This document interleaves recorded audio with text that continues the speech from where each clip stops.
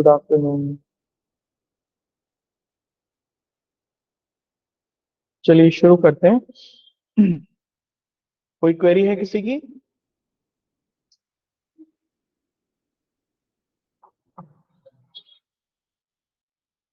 Message डाल दीजिए group पे कि क्लास स्टार्ट हो गई है, आ जाएंगे तुम्हें आना होगा।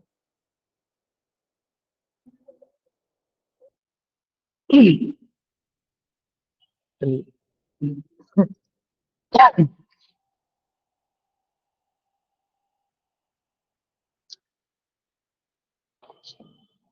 हम लोगों ने 1853 का चार्टर एक्ट तक देख लिया था ना। जी सर। ठीक है। और आज गवर्नमेंट ऑफ उसका बाकी सिग्निफिकेंस वगैरह भी देख लिया था। क्या लिखा था लास्ट में? सिग्निफिकेंस देख लिया था हमने, याद रह गया था? सिग्निफिकेंस क्या था ये देख लिया था 1853 का, क्योंकि सिग्निफिकेंस उसका बहुत इंपॉर्टेंट है।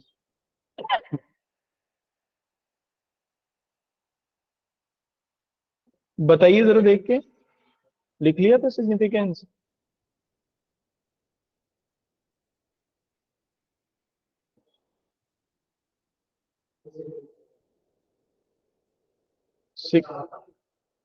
है प्रोविजंस हो गए थे, सिग्निफिकेंस नहीं हुआ। चलो सिग्निफिकेंस इसका देख लेते हैं। तो आप इसमें ना एक नोट करके नीचे आप नोट डाल लीजिए। 1853 में ही हम लोग देखेंगे अभी। इसका सिग्निफिकेंस देख लेंगे। इसका सिग्निफिकेंस बहुत इंपॉर्टेंट है। देखो सिग्निफिकेंस इस एक्ट का ये था, महत्व जिसे हम लोग हिंदी में कहते हैं। देखो इस चार्टर एक्ट से एक लेजिस्लेटिव बॉडी बनी थी। हम लोगों ने ये देखा कि उसमें गवर्नर जनरल की जो परिषद थी, उससे उसके एग्जीक्यूटिव और लेजिस्लेचर जो फंक्शन थे वो अलग अलग कर दिए गए, जहां पहले एक ही जगह थे। और लेजिस्लेटिव फंक्शन के लिए अलग से एक लेजिस्लेटिव बॉडी बनाई गई थी। ये लेजिस्लेटिव बॉडी 12 सदस्य ही थी, 12 मेंबर्स थे। और इसमें प्रोपोर्शनल रिप्रेजेंटेशन अगर हमें देखने को, बल्कि प्रोपोर्शनल नहीं, रीजनल रिप्रेजेंटेशन अगर हमें देखने को मिले तो वो दिखता था, क्योंकि बाकी जो 4 प्रेसिडेंसीज थी उनसे भी लोगों को लिया गया था। अच्छा, इसी लेजिस्लेटिव बॉडी में एक चीज और हुई कि पार्लियामेंट्री, मतलब इसकी जो कानून बनाने की जो प्रक्रिया थी, that was completely taken from British parliamentary system, British parliamentary procedure. इसलिए ये पूरी तरीके से ब्रिटिश जो प्रक्रिया थी विधि बनाने की, उसके ऊपर काम कर रहा था। कालांतर में ये हुआ कि ये लेजिस्लेटिव बॉडी ही एक पार्लियामेंट के रूप में कन्वर्ट हो गई इंडिया में, क्योंकि इस लेजिस्लेटिव बॉडी ने जो पार्लियामेंट्री प्रक्रिया थी उसको अपनाया और भारत में उसको लागू भी किया। ब्रिटिशर्स ऐसा नहीं चाहते थे।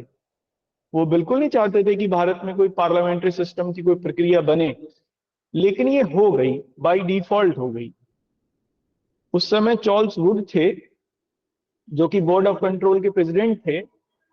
उन्होंने ये बात कही भी अपनी बात, अपने स्टेटमेंट में, कि हम लोग ये नहीं चाहते भारत में कोई संवैधानिक विकास, मतलब कोई पार्लियामेंट्री सिस्टम वहां पर आए। कोई पार्लियामेंट्री सिस्टम हम लोग विकसित वहां नहीं करना चाहते हैं इस लेजिस्लेटिव बॉडी के बनाने से।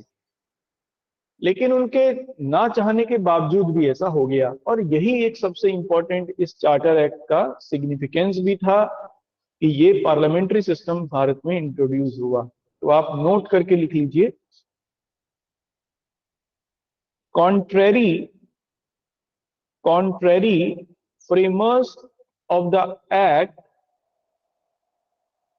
कॉन्ट्रेरी टू द फ्रेमर्स, ऐसा लिखना, contrary to the framers of the act,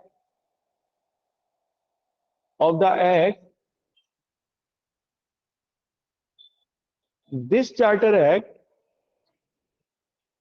This Charter Act introduced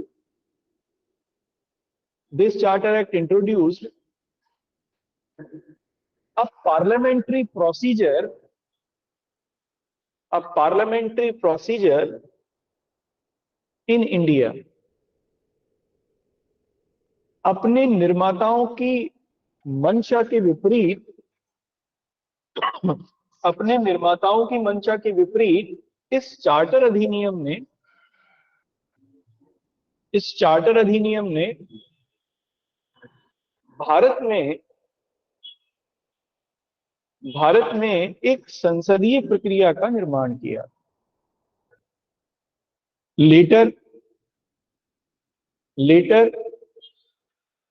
this parliament became a constitutional parliament.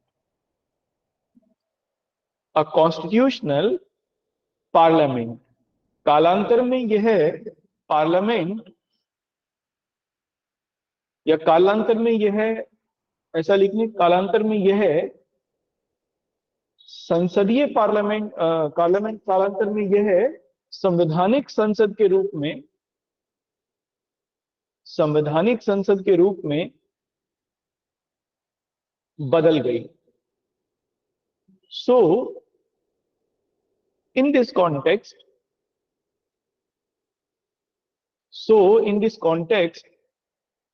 it is the most significant act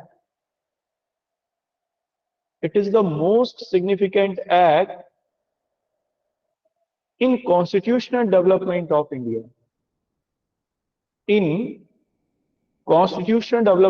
India.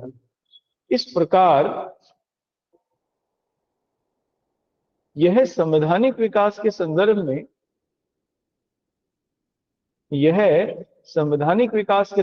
में एक महत्वपूर्ण चार्टर अधिनियम माना जाता है. ठीक है, ये कंप्लीट हुआ चार्टर एक्ट 1853 का. रिपीट तो मेरे याद नहीं है. महत्वपूर्ण चार्टर अधिनियम माना जाता है. ठीक है, अब हम इसे नेक्स्ट देखेंगे आगे. अगले पॉइंट से द नेक्स्ट चार्टर एक्ट देखते हैं. आगे आप हेडिंग डाल लीजिए. चार्टर एक्ट तो खत्म हो गए, मतलब यहीं तक थे चार्टर. तो 1853 का लास्ट चार्टर था जो ये कंप्लीट हुआ. देखो 1857 में रिवोल्ट हो गया. अब रिवोल्ट ने एक क्वेश्चन मार्क लगा दिया कंपनी के प्रशासन के ऊपर ही, क्योंकि रिवोल्ट बड़े लार्ज लेवल पर, स्केल पर हुआ. बड़ी मुश्किल से उसे दबाया जा सका. मुगल सम्राट को घोषित कर दिया गया भारत का सम्राट, और कंपनी के प्रशासन को उखाड़ फेंकने की पूरी कोशिश की गई. अब इससे कंपनी के प्रशासन के ऊपर एक क्वेश्चन मार्क लगना ही था. पहले से ही रिपोर्ट जा रही थी ब्रिटिश पार्लियामेंट में कि कंपनी भारत में शासन करने में अयोग्य है. और 1853 के चार्टर एक्ट में कंपनी का कोई आगे चार्टर भी रिन्यू नहीं किया गया था. ये कह दिया गया था इसमें कि जब क्राउन चाहे तब उसका शासन समाप्त कर सकता है भारत से. तो अब ये एक्सट्रीम था और कंपनी का शासन भारत से समाप्त कर दिया गया. That's it. 1858 में ही. और 1858 में नए सिरे से एक नया एक्ट लेके आया गया, क्योंकि भाई किसी एक्ट के थ्रू ही ब्रिटिश पार्लियामेंट गवर्न कर सकती थी भारत को, कंपनी से ओवरटेक कर सकती थी. तो कंपनी से सत्ता के हस्तांतरण के लिए, ट्रांसफर के लिए ये एक्ट लेके आया गया, जिसे हम लोग गवर्नमेंट ऑफ इंडिया एक्ट कहते हैं. गवर्नमेंट ऑफ इंडिया एक्ट इसे इसलिए भी कहते हैं क्योंकि इसी एक्ट से इंग्लैंड में भारत की सरकार बनी थी. इंग्लैंड में भारत सरकार के नाम से एक संस्था बनी थी इसी एक्ट से, आगे देखेंगे. तो that's also it is known as Government of India Act. ठीक है, तो हम लोगों को गवर्नमेंट ऑफ इंडिया एक्ट केवल 3 मिलेंगे. पूरे कॉन्स्टिट्यूशन डेवलपमेंट में। एक तो 1858 का, एक 1919 का, और एक 1935 का। केवल तीन ही गवर्नमेंट ऑफ इंडिया एक्ट हमें मिलते हैं, बाकी सब अलग अलग नाम से कॉन्स्टिट्यूशन डेवलपमेंट हुआ। ठीक है, तो आप इसमें लिखना अगले पॉइंट में, government of India Act 1858, Bharat शासन अधिनियम 1858। ठीक है, अब देखो ये फैक्टर्स बताए मैंने आपको इस एक्ट के लिए, फैक्टर्स कौन कौन से थे इस एक्ट को लेके आने के लिए। तो वही 1857 का रिवोल्ट हुआ, क्वेश्चन मार्क लग गया British parliament east India company के ऊपर। उस समय जो प्राइम मिनिस्टर थे वो लॉर्ड पामस्टन थे। लॉर्ड पामस्टन ने एक एक्ट प्रस्तुत किया पार्लियामेंट में, बट लॉर्ड पामस्टन की जो सरकार है, उन्हें रिजाइन करना पड़ा किसी भी वजह से, मतलब इस विषय के ऊपर तो नहीं, लेकिन किसी अन्य विषय के ऊपर उन्होंने रिजाइन कर दिया। उसके बाद फिर दोबारा ये एक्ट पास हुआ, और उस समय जो एक होम सेक्रेटरी थे वहां पे, बाद में ये सेक्रेटरी ऑफ स्टेट भी बने, फर्स्ट सेक्रेटरी ऑफ स्टेट भी थे इंडिया के, एडवर्ड हेनरी। पूरा इनका नाम था एडवर्ड हेनरी स्टैनली। तो इन्हें हेनरी स्टैनली के नाम से भी जानते हैं। ये पहले सेक्रेटरी ऑफ स्टेट थे इंडिया के। अभी एक संस्था बनी सेक्रेटरी ऑफ स्टेट की, मैं आपको समझाऊंगा उसे। ये चुने गए, इन्होंने ही ये एक्ट पास भी करवाया, और बाद में इसमें चीजें हुई। इसमें कोई बहुत ज्यादा प्रोविजन इस एक्ट में नहीं थे, केवल क्या ही था कि ट्रांसफर की गई थी सत्ता, ईस्ट इंडिया कंपनी से सत्ता ट्रांसफर हो गई ब्रिटिश पार्लियामेंट को। अब इन रियल टर्म्स में तो नहीं कह सकते इसे, क्योंकि पहले से ही जो ब्रिटिश पार्लियामेंट थी वही देख रही थी काम को, तो नाम मात्र का ही शासन था ईस्ट इंडिया कंपनी का, तो in real terms British parliament ही उसको देख रही थी। लेकिन नॉमिनल लेवल पर भी अब वो समाप्त कर दिया गया। जैसे कोर्ट ऑफ डायरेक्टर्स और बोर्ड ऑफ कंट्रोल, दो संस्थाएं थी इंग्लैंड में, दोनों समाप्त हो गई जो बनी थी। इन दोनों की जगह पर एक गवर्नमेंट ऑफ इंडिया के नाम से, बल्कि इंडिया काउंसिल के नाम से एक परिषद बनाई गई, जो कि 15 सदस्य ही थी, 15 सदस्य थे इसमें। इन 15 में से 7 तो चुने जाने थे कोर्ट ऑफ डायरेक्टर्स के द्वारा, और जो 8 थे वो चुने जाने थे ब्रिटिश पार्लियामेंट के द्वारा। तो कोर्ट ऑफ डायरेक्टर के साथ ही है, केवल ब्रिटिश पार्लियामेंट के 8 हैं, तो अपने आप ही ब्रिटिश पार्लियामेंट का ही उसमें वर्चस्व हो गया, क्योंकि वो ब्रिटिश पार्लियामेंट के लिए ही वोट करेंगे। तो इंडिया काउंसिल नाम से एक परिषद बनाई गई इन दोनों को समाप्त करके, और इसका हेड जो होता था उसको कहा गया सेक्रेटरी ऑफ इंडिया। ये एडवर्ड स्टैनली पहले सेक्रेटरी ऑफ इंडिया थे, जो इस काउंसिल के हेड थे। तो कुल मिला के 16 मेंबर हो गए। अब ये जो सेक्रेटरी ऑफ इंडिया था, इसे ब्रिटिश कैबिनेट का एक मेंबर भी बनाया गया। बाय डिफॉल्ट ये ब्रिटिश कैबिनेट का एक मेंबर भी होता था, यानी एक ब्रिटिश सरकार का मंत्री होता था ये। यही भारत में सारे प्रशासन के लिए जिम्मेदार था। इसी को ही गृह सरकार भी कहा गया आगे, होम गवर्नमेंट इसी को कहते हैं। ठीक है, होम गवर्नमेंट इसी का नाम था। तो होम गवर्नमेंट में कौन थे?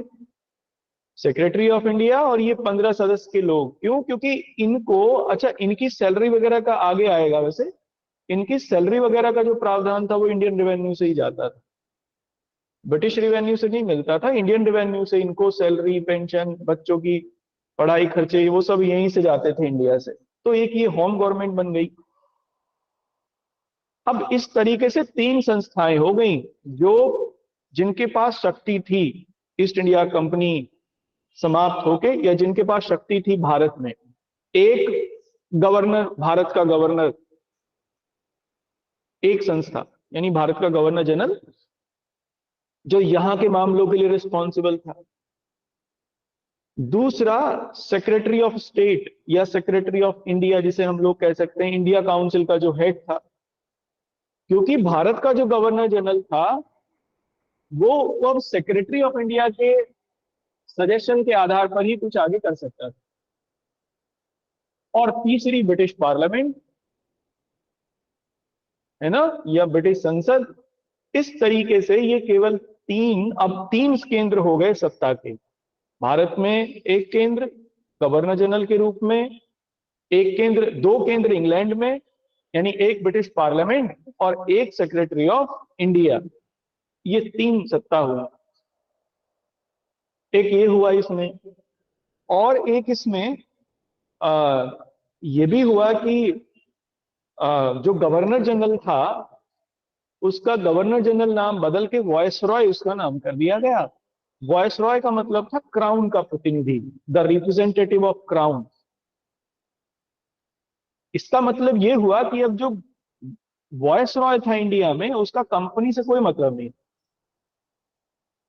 उसका मतलब ब्रिटिश पार्लियामेंट से, क्योंकि वो ब्रिटिश पार्लियामेंट का रिप्रेजेंटेटिव था इंडिया में, या क्राउन का रिप्रेजेंटेटिव था इंडिया में।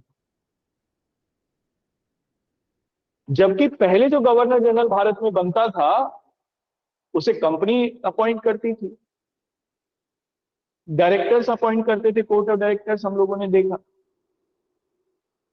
तो इस तरीके से एक नए कलेवर में ये कह सकते हैं, मतलब ये कह सकते हैं कि नए कपड़ों में पुरानी व्यवस्था थी, बस इतना कह सकते हैं। क्योंकि वास्तव में तो कुछ चेंज नहीं हुआ, पहले भी ब्रिटिश पार्लियामेंट ही उसको फाइनल कर रही थी बोर्ड ऑफ कंट्रोल के रूप में, सब कुछ नियंत्रण था भारत के प्रशासन के ऊपर।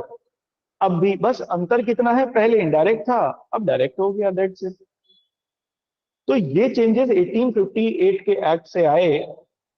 इसके बाद 1858 का जो एक्ट आया था, इसके बाद 2-3 महीने बाद, जैसे शायद ये एक्ट आया था अप्रैल में, और 1 नवंबर 1858 को इलाहाबाद में एक ग्रांड दरबार का आयोजन किया गया, और उसमें क्वीन विक्टोरिया की प्रोक्लेमेशन या उद्घोषणा पढ़ी गई। ये जो प्रोक्लेमेशन थी, ये उद्घोषणा जो थी, ये आगे भारत में कैसा प्रशासन होगा ब्रिटिश पार्लियामेंट का, उसकी रूपरेखा खींचती थी। यानी उसकी एक स्केच था, उसका एक आईना था कि अब ब्रिटिश क्राउन भारत में को कैसे चलाएगा आगे, या उसके प्रशासन के क्या क्या आधार होंगे। इसके लिए लॉर्ड कैनिंग ने वो उद्घोषणा पढ़ी। एक ग्रांड दरबार का आयोजन किया गया, जो उसी महल में जिसमें अकबर ने जो बनवाया था वहीं पे। और शायद वो विक्टोरिया, अभी विक्टोरिया वो भी है, हाउस भी है शायद वहां पे इलाहाबाद में, वहीं पर ये हुआ। तो ये चेंजेस थे 1858 तक। ठीक है, समझ में आया? लिख लें। जी सर। तो लिख लीजिए अगले पॉइंट में, अगले पैराग्राफ से लिखना, पहले थोड़ा सा बैकग्राउंड लिख लें। The government of India act, या ऐसा लिखे, पहले हिंदी में लिखिए, भारत सरकार अधिनियम 1858, भारत सरकार अधिनियम 1858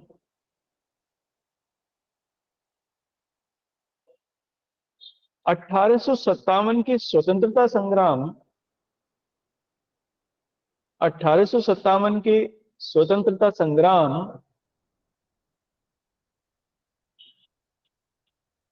के कारण के कारण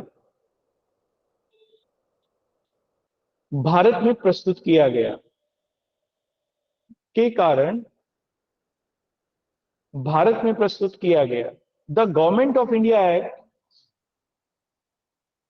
the government of India act was introduced was introduced due to was introduced due to the freedom struggle, या ऐसा लिखिए war of independence, freedom struggle की जगह लिखिए वार ऑफ इंडिपेंडेंस ऑफ 1857। 1857 ने 1857 ने भारत में ब्रिटिश शासन पर ही भारत में ब्रिटिश शासन पर ही एक प्रश्न चिन्ह लगाया, एक प्रश्न चिन्ह लगाया। अंग्रेजी में लिखिए, the revolt of 1857, the revolt of 1857 put a question mark on the British rule in India.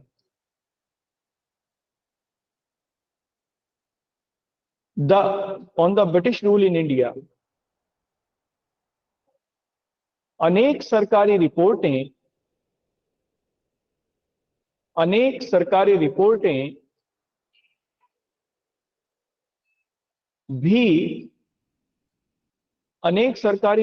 भी भारत में कंपनी के शासन को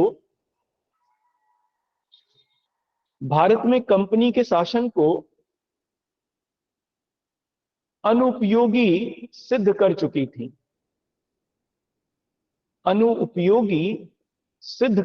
थी, various reports too has proved the rule of company government in India, the rule of companies government in India,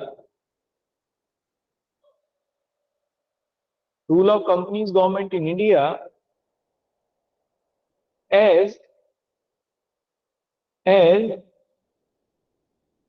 failure. So in the above context, sir repeat कर दीजिए, companies government in India as a failure, ठीक है, continuation में लिखना। So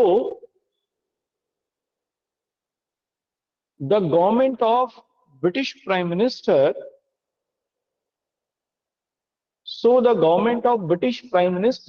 Lord Palmerston, नाम था इनका, Lord Palmerston, बल्कि PAL होगा, PALMERSTON,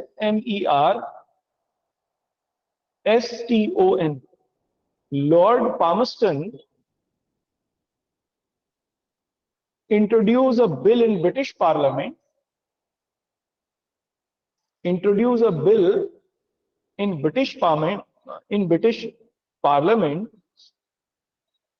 अतः उपरोक्त संदर्भ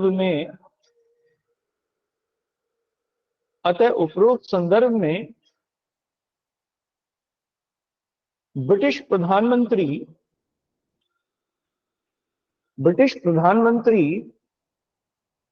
लॉर्ड पामस्टन की सरकार ने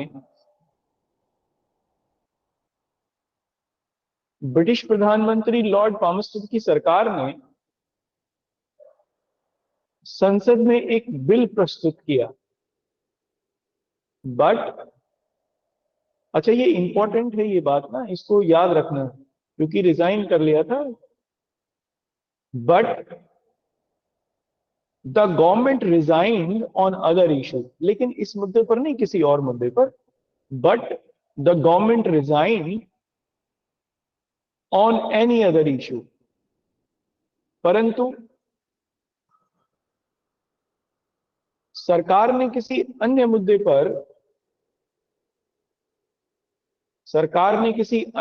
पर इस्तीफा दे दिया।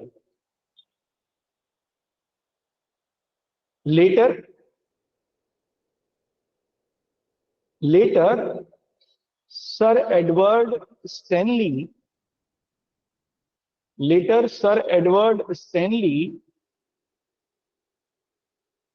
introduce a new bill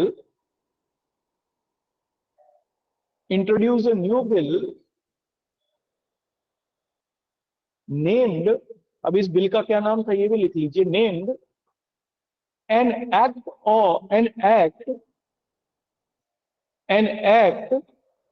for the better government in India, an act for the better government in India।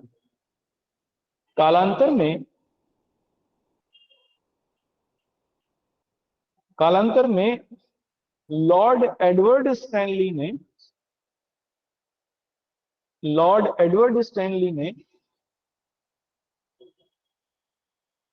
Bharat में अधिक अच्छे शासन, भारत में एक अधिक अच्छे शासन के नाम से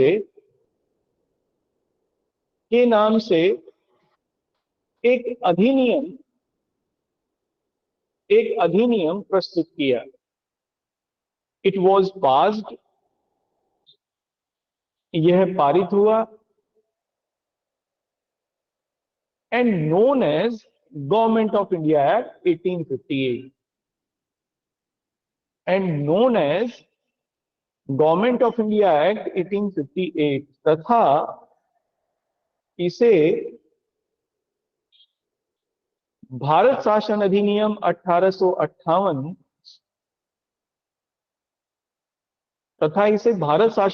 1858 के नाम से जाना जाता है।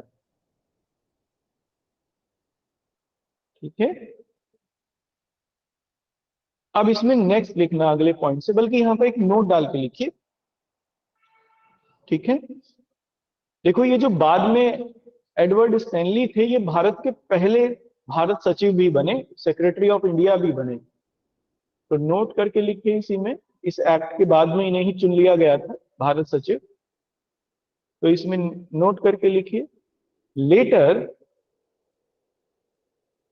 Sir Edward Stanley became the first secretary of India. कालांतर में एडवर्ड स्टैनली पहले भारत सचिव बने, ये पहले भारत सचिव थे। ठीक है, नेक्स्ट लिखिए अगले पॉइंट से, मेन प्रोविजन हेडिंग डालिए, मेन प्रोविजन, मुख्य प्रावधान, है ना। देखो मुख्य प्रावधान में सबसे पहला तो यही था कि इस एक्ट ने ईस्ट इंडिया कंपनी का शासन खत्म करके प्रत्यक्ष रूप से ब्रिटिश पार्लियामेंट के शासन की भारत में शुरुआत की। तो लिखिए, this act ended the companies rule in India, and power was transferred to the British Crown,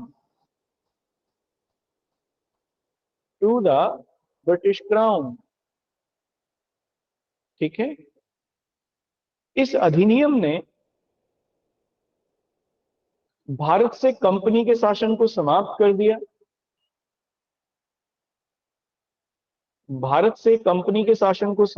दिया, तथा सत्ता ब्रिटिश संसद को स्थानांतरित हुई।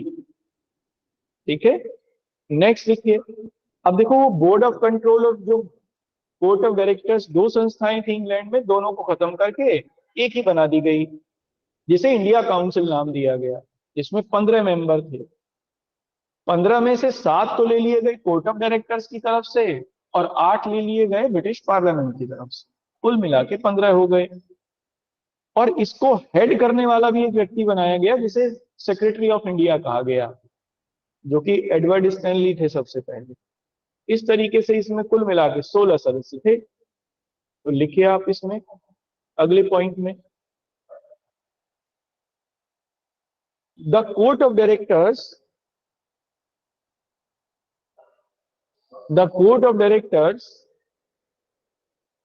and board of control both the institutions ended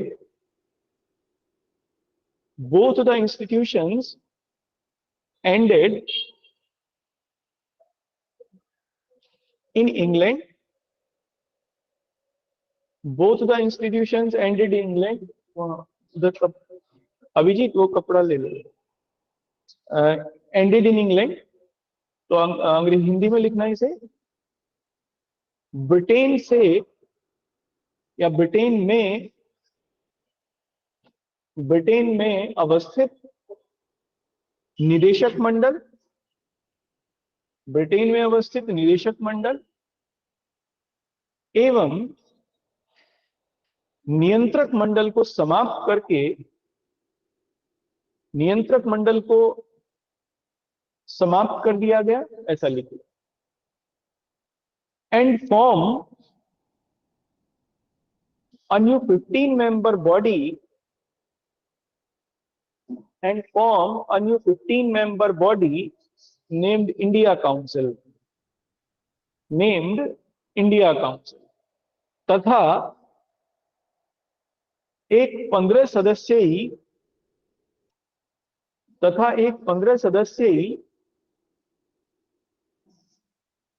Bharat परिषद नाम से संस्था का गठन किया गया। Out of these 15 members,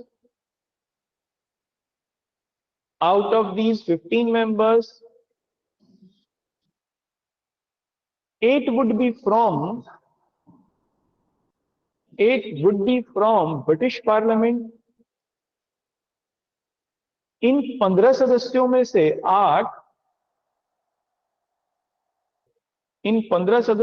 8 British संसद से एंड 7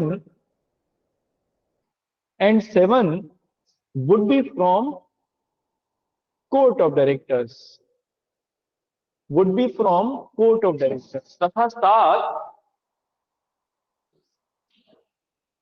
तथा 7 निदेशक मंडल से लिए जाने सुनिश्चित किए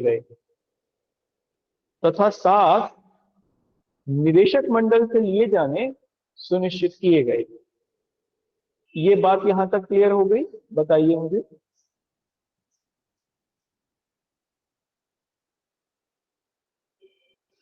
हाँ जी, क्या मैं आपको समझा पाया ये बात, पॉइंट्स? जी सर। भाई वो बोर्ड ऑफ कंट्रोल, और जो हम लोगों ने पहले देखा है ना, जैसे बोर्ड ऑफ कंट्रोल बना था फिट इंडिया एक्ट से, और कोर्ट ऑफ डायरेक्टर्स तो पहले ही थे, 1726 से आ गए थे कोर्ट ऑफ डायरेक्टर्स, तो है ना, 1726 के एक्ट से आ गए थे, 1726 से ही। तो इन दोनों को समाप्त कर दिया गया, दोनों को समाप्त करके एक संस्था बना दी गई, इसका नाम इंडिया काउंसिल रखा गया, भारत परिषद। इसमें कुल मिला के 15 सदस्य थे, मतलब वैसे तो कुल मिला के 16 थे, लेकिन जो मेंबर्स थे इसके वो 15 थे। 8 जो थे वो ब्रिटिश पार्लियामेंट से लिए जाने थे, और जो 7 थे वो कोर्ट ऑफ डायरेक्टर्स अपॉइंट करना था उन्हें, और एक इंडिया सेक्रेटरी ऑफ इंडिया हो गया, कुल मिला के 16 हो गए। अब वो जो सेक्रेटरी ऑफ इंडिया था वो ब्रिटिश कैबिनेट का भी मेंबर होना था, तो लिखिए अगले पॉइंट में। इस परिषद का अध्यक्ष भारत सचिव को बनाया गया। द सेक्रेटरी ऑफ इंडिया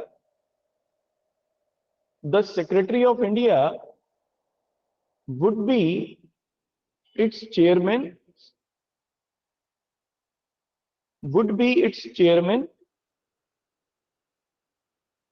जो कि ब्रिटिश मंत्रिमंडल, जो कि ब्रिटिश कैबिनेट का एक सदस्य होता, which was a member of British cabinet। ठीक है, ये क्लियर है यहां तक? Sir, which was a member of British cabinet, ठीक है ना। अब ये बताओ, ब्रिटिश कैबिनेट किसके लिए रिस्पॉन्सिबल थी? ब्रिटिश पार्लियामेंट के लिए। इसका मतलब वो सेक्रेटरी ऑफ इंडिया किसके लिए रिस्पॉन्सिबल हो गया? ब्रिटिश पार्लियामेंट के लिए। That's it. अब जिसकी भी सरकार होगी उसी का सेक्रेटरी ऑफ इंडिया भी होगा, क्योंकि जिस सरकार उसकी होगी जिसका पार्लियामेंट में बहुमत हो। इसलिए सेक्रेटरी ऑफ इंडिया अब जो हो गया वो सीधे तौर पर ब्रिटिश पार्लियामेंट के लिए रिस्पॉन्सिबल हो गया। तो इसमें नोट डाल के लिखिए यहां पर ये बात। क्लियर है ना ये बात? हाँ जी, या नहीं है क्लियर, बताओ। जी सर, क्लियर है। भाई सेक्रेटरी ऑफ इंडिया वही होता ना जो ब्रिटिश कैबिनेट का मेंबर था, और ब्रिटिश कैबिनेट का मेंबर वो होता जो ब्रिटिश पार्लियामेंट का कोई मेंबर होगा। और ब्रिटिश कैबिनेट किसके लिए रिस्पॉन्सिबल थी? तो ब्रिटिश पार्लियामेंट के लिए रिस्पॉन्सिबल थी। इसका मतलब ऑटोमेटिकली जो इंडिया सेक्रेटरी ऑफ इंडिया हुआ वो रिस्पॉन्सिबल हो गया ब्रिटिश पार्लियामेंट के। तो लिखिए नोट करके, so by this act, so by this act the home government of India, the home government of India in England, in England became to responsible with, became to responsible with British Parliament। इस प्रकार इस अधिनियम से,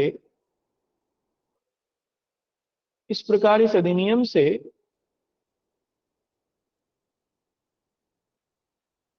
Britain की गृह सरकार, या ऐसा लिखना ब्रिटेन में भारत की गृह सरकार, ब्रिटेन में भारत की गृह सरकार, गृह सरकार ब्रिटिश संसद के प्रति उत्तरदायी हो गई, ब्रिटिश संसद के प्रति उत्तरदायी हो गई। ठीक है। और ये सेक्रेटरी ऑफ स्टेट को ये काम दिया गया कि ये हर साल भारत के प्रशासनिक मामलों के ऊपर या भारत के सभी मामलों के ऊपर, on the all matters of India, एक रिपोर्ट प्रस्तुत करेगा ब्रिटिश पार्लियामेंट में जिसके ऊपर डिबेट होगी। तो ये भी लिखेंगे कंटिन्यूएशन में, he was required to submit, he was required to submit a report on Indian matters, a report on Indian matters every year, on Indian matters every year। उसके लिए यह बाध्यकारी कर दिया गया, या ऐसा बाध्यकारी नहीं, या ये लिखना he was required है ना, तो ये लिखना उससे यह अपेक्षित किया गया, उससे यह अपेक्षित किया गया कि वह भारत के मामलों पर, कि वह भारत के मामलों पर प्रत्येक वर्ष एक रिपोर्ट प्रस्तुत करेगा। ठीक है, एक तो ये बदलाव आया। नेक्स्ट लिखिए अगले पॉइंट में, now governor general of India, now governor general of India was being called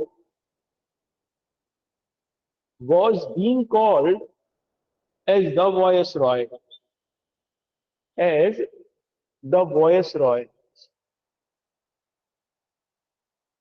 Hindi में लिखिए, अब भारत का गवर्नर जनरल, अब भारत का गवर्नर जनरल वॉयसरॉय कहलाया। ठीक है। अच्छा, वॉयसरॉय का मतलब है रिप्रेजेंटेटिव ऑफ क्राउन, तो ब्रैकेट में लिख लीजिए इसके आगे रिप्रेजेंटेटिव ऑफ क्राउन। ठीक है, ताज का प्रतिनिधि, है ना, और वो था भी, ताज का प्रतिनिधि कहेंगे उसे इनडायरेक्टली, और डायरेक्टली तो ब्रिटिश पार्लियामेंट का, इनडायरेक्टली ताज का, क्योंकि ब्रिटिश पार्लियामेंट मतलब सही मायने में तो रूल ब्रिटिश पार्लियामेंट का था। लेकिन ऑफिशियली ताज का माना जाता था, उन्हीं के नाम से सारी राजाज्ञाएं जारी होती थी, तो क्राउन का प्रतिनिधि कहा गया। और लास्ट लिखिए इसमें, अगले पॉइंट में, जो इसने अंतिम रूप से किया वो ये किया कि 3 पार्ट में शक्ति को विभाजित कर दिया। मतलब भारत में जो शासन करने वाली सत्ता थी अब वो 3 लेवल पर देखी जा सकती है, एक ब्रिटिश पार्लियामेंट, एक सेक्रेटरी ऑफ इंडिया और एक वायसरॉय। तो लिखिए, this act divide this act divide the sovereignty of India in 3 parts. The sovereignty of British India लिखिए, the sovereignty of British India into 3 parts. इस अधिनियम ने ब्रिटिश भारत में प्रभुसत्ता को, ब्रिटिश भारत में प्रभुसत्ता को 3 भागों में विभाजित कर दिया।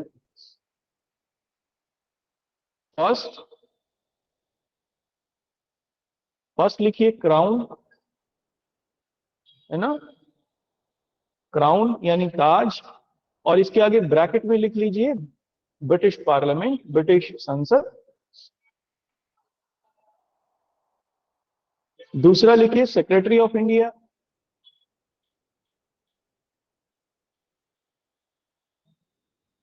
एंड इट्स काउंसिल,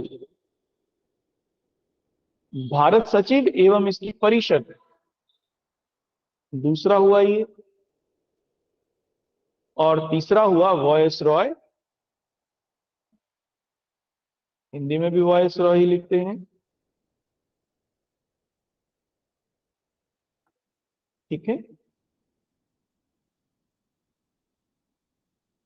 अब इसमें ये कंप्लीट हुआ, अब इसमें कंक्लूड कर लीजिए इसे अगले पॉइंट से। देखो बाकी ये तो सब वही गया,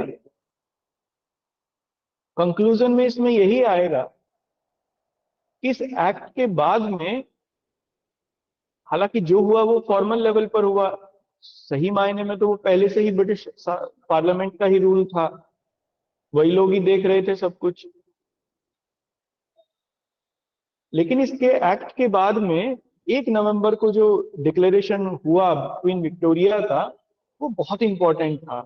उसने एक इंडिया, भारत में जो प्रशासन है उसकी एक दिशा और दशा तय की, डायरेक्शन और अप्रोच को तय किया आगे, जो जिसके आधार पर भी भारत का प्रशासन 1917 तक चला। 1917 में फिर एक और डिक्लेरेशन आएगी, मॉन्टेग्यू चेम्सफोर्ड डिक्लेरेशन, वो बड़ी इंपॉर्टेंट है। तो 1917 तक ये इसी तरीके से चलता रहा, इसी डिक्लेरेशन के बेस पर।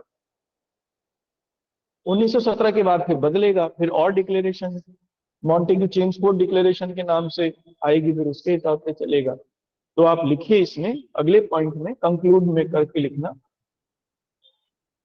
यद्यपि यद्यपि भारत शासन अधिनियम 1858 से, भारत शासन अधिनियम 1858 से किए गए बदलाव औपचारिक थे, although the changes conducted by the Government of India Act 1858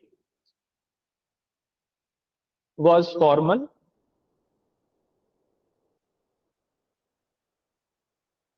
but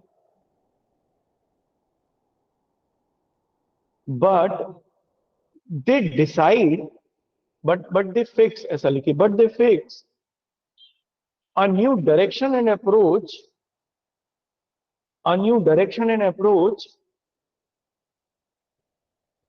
in the British rule in India,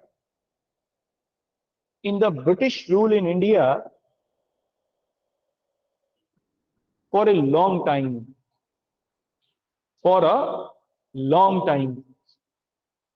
यद्यपि ये औपचारिक थे, परंतु इन्होंने दीर्घ काल के लिए इन्होंने दीर्घकाल के लिए भारत में ब्रिटिश प्रशासन की, बल्कि प्रशासन नहीं शासन लिखिए, भारत में ब्रिटिश शासन की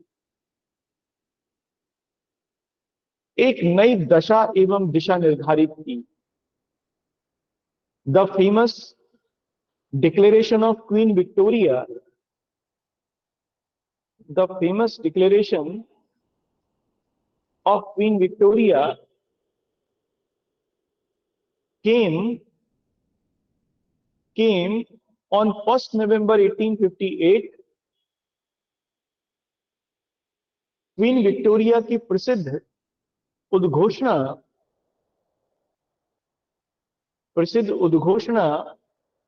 1 नवंबर 1858 को आई।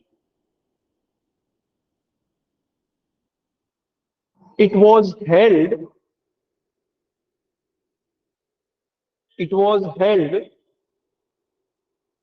in a grand darbar at Allahabad,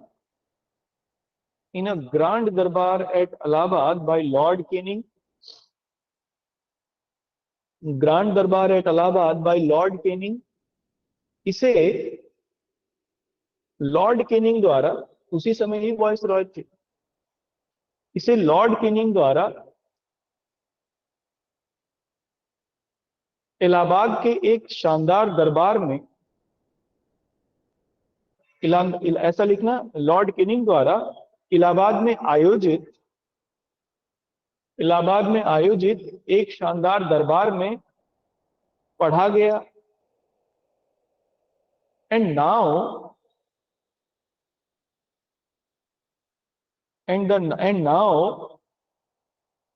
the background was set for the British rule in India. And now the background was set for the new pattern, लिखिए, new pattern of British rule in India, new pattern of British rule in India। तथा अब भारत में British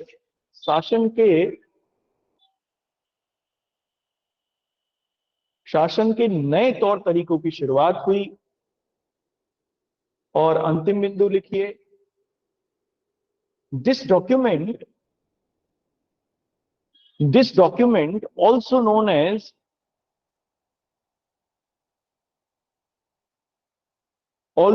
as the Magna Carta,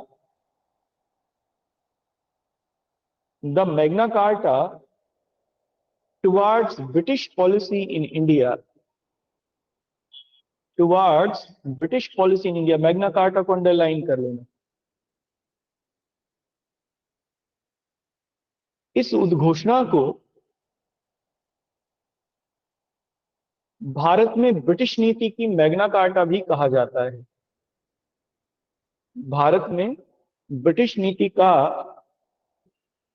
Magna carta भी कहा जाता है। ठीक है, ये आपका कंप्लीट हो गया 1858 का गवर्नमेंट ऑफ इंडिया एक्ट। चीजें चेंज हो गई। अब इसमें हम लोग आगे चलेंगे। अब देखो, ये काउंसिल बन गई, इसमें 15 सदस्य थे, एक 16 हो गए कुल मिला के। अब भारत में सुधार आगे भी हुए, रिफॉर्म्स आगे भी चले, लेकिन वो रिफॉर्म्स जो चले या सुधार जो किए गए वो इस परिषद के द्वारा किए गए। इसलिए 1861 से लेके 1861 से लेके और 1907 तक के, नहीं 1909 तक के जितने भी एक्ट हैं उन्हें हम इंडियन काउंसिल एक्ट के नाम से जानते हैं, क्योंकि वो इसी परिषद के द्वारा पास किए गए थे, ब्रिटिश पार्लियामेंट के द्वारा नहीं। इसीलिए इन्हें भारत परिषद अधिनियम कहते हैं, इंडियन काउंसिल एक्ट कहते हैं। 1919 का, 1919 का और 1935 का, ये दोनों ब्रिटिश पार्लियामेंट के द्वारा पास किए गए थे, इसीलिए वो भारत शासन अधिनियम कहलाते हैं। ठीक है, तो अब जो शुरू होगा वो इंडियन काउंसिल एक्ट शुरू होंगे। तो आप नेक्स्ट लिखिए अगला हेडिंग इसमें, Indian council act of 1861, Bharat परिषद अधिनियम 1861। इसे हम लोग कल करेंगे इसी समय 12:30 बजे। आप ऑनलाइन होंगे, कोई क्वेरी है तो आप पूछ लीजिए, आज यहां तक करते हैं।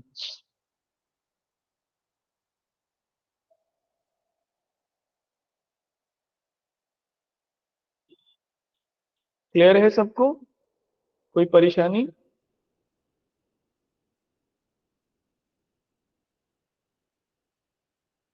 क्लियर है सर। चलिए ठीक है, तो फिर यहां तक रखते हैं। Okay, thank you.